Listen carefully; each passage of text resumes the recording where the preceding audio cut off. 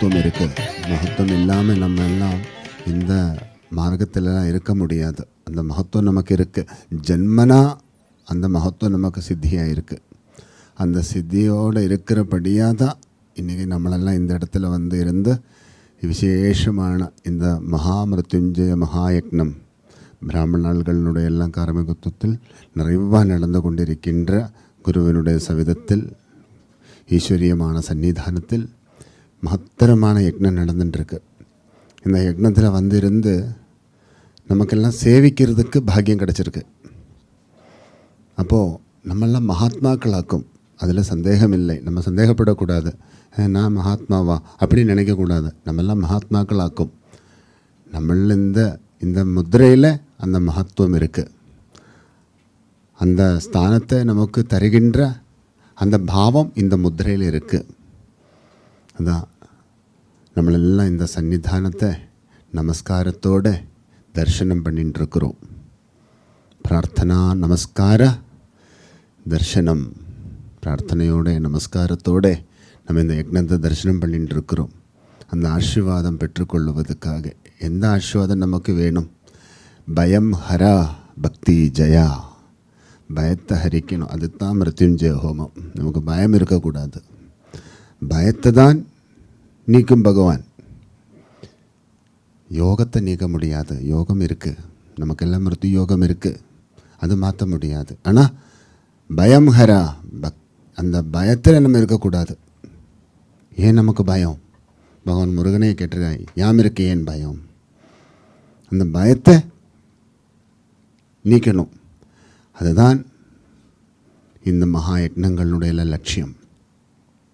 பயம் போயிடுத்துன்னா நம்ம ஜெயிச்சாச்சு. பின்ன நமக்கு மிருத்யுவே கிடையாது. மிருத்யும் ஜெயம். மார்க்கண்டேயனுக்கு பார்த்தீங்களா, பயம் இல்லை. பகவான் இருக்கிறார்.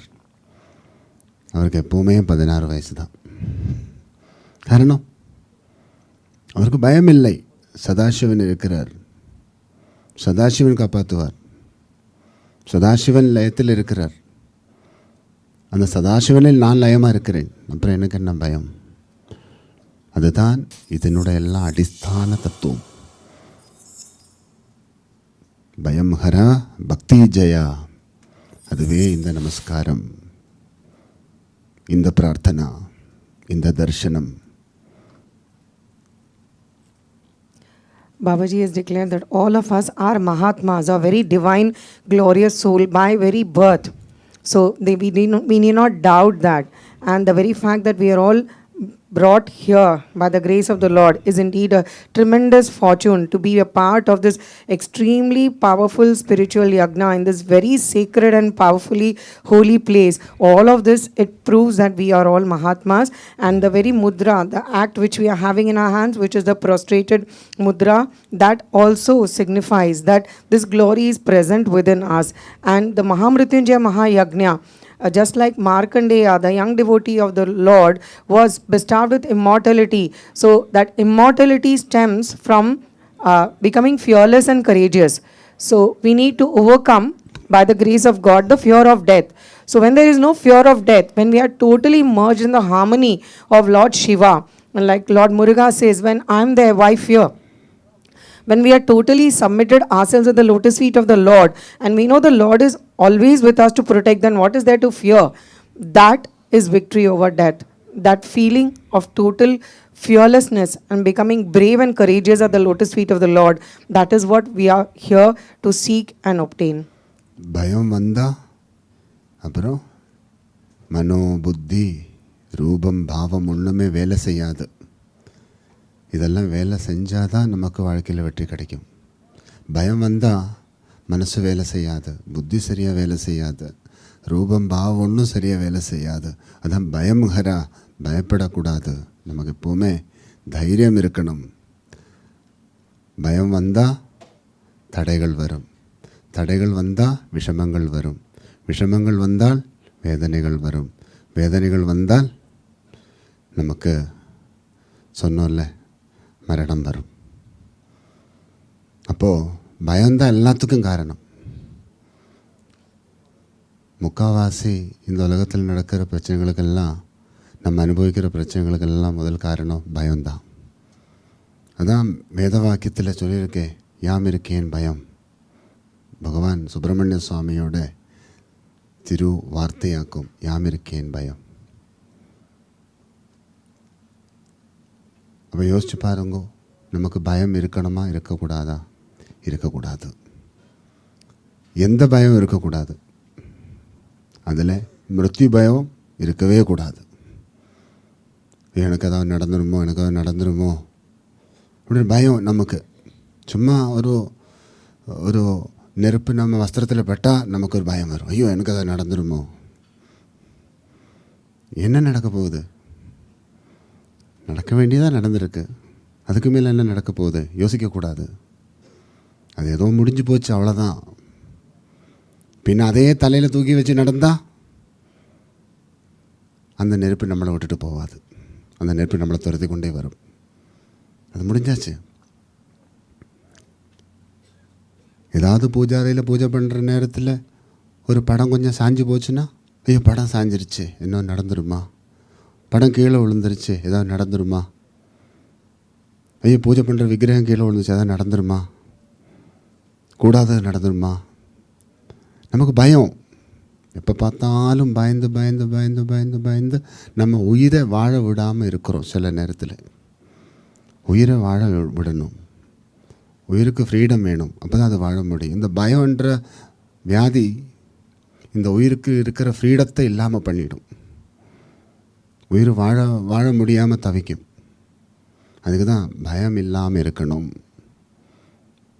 மிருத்யும் ஜெயம், மிருத்யுவை கூட நம்ம ஜெயிக்கலாம். பயம் ஹரா பக்தி ஜெயா, பக்தி தான் விஜயம். பக்தியை வச்சுட்டு மிருத்யுவை ஜெயிக்கலாம்.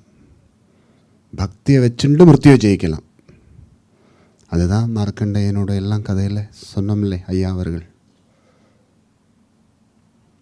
இந்த பக்தியில் ஸ்துதி பாடியிருக்கு. இப்போ அந்த ஸ்தோத்திரம் தான் சொல்லிகிட்டு இருந்தார். 16 ஸ்லோகம் சொல்லிகிட்டு இருந்தோம். இப்போ அந்த பக்தியிலிருந்து வந்தது. அந்த ஸ்லோகத்தை வச்சுட்டு மிருத்யுவை ஜெயிச்சாச்சு.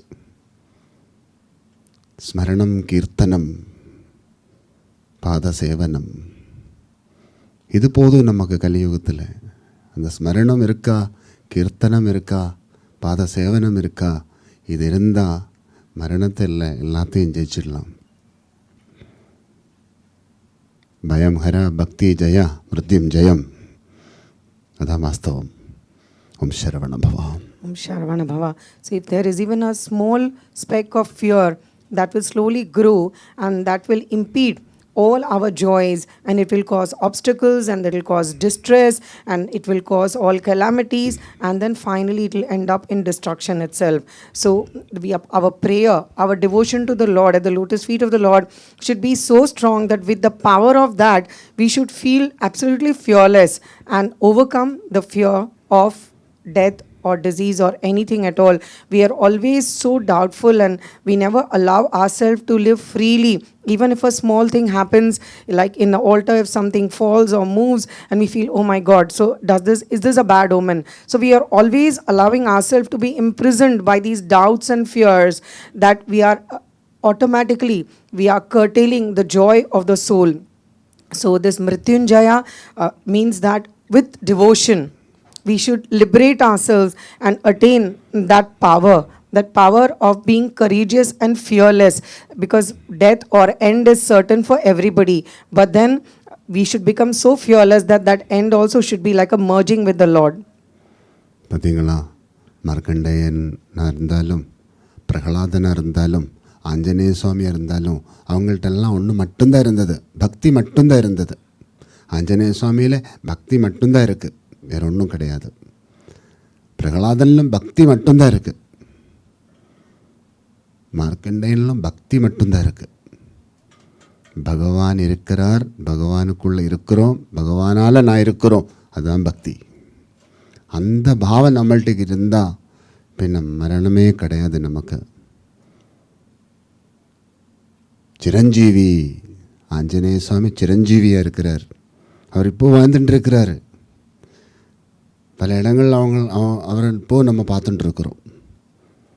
ப்ரூஃபெல்லாம் இருக்குது ஆஞ்சநேய சுவாமியை பார்த்தது. இந்த கலியுகத்தில் பார்த்துருக்கு. திரேதாயுகத்தில் ஸ்ரீராமரோட வாழ்ந்த ஆஞ்சநேய சுவாமி இப்போவும் கலியுகத்துலேயும் வாழ்ந்துட்டுருக்கு. நம்ம வாழ்கிற காலத்திலும் வாழ்ந்துட்டுருக்கு.